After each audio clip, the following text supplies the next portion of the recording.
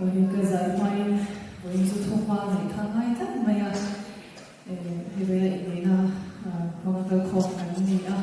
mà là gì này là như nó không sao đâu à thì bây giờ muốn đi tu là luật sang thì cái first cousin anh à dù mấy sự gì đó anh đi lòng buồn à ai duy về nó sẽ nên cần đi à thì u nó hầu lúc đó cô thay vào cái bộ bị khác trong ngoài làเราsẽ là cần đi về à em khi mà chia cho em chia hình tam chỉ là sang sang tập buồn bờ bờ chỉ khác cần đi à sự mình là anh đi vắng sang như thế anh đi này đó nó quý này đó thì cần chia thì khan in đây là đấy cái này cần đưa vào hiện làm plum lo mà khóc mày để cho bằng sang ông này tôi xuống khóc lòng hiện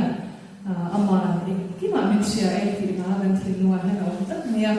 rồi sang bên đó bây giờ luật sang là hi lal panashia sian sian ya shwai siate amma mai siate với này hơn takin cần mo aro begin di aksu bangswa at kaya ro binan để là ama cái mà mình chia thì là nó là nghe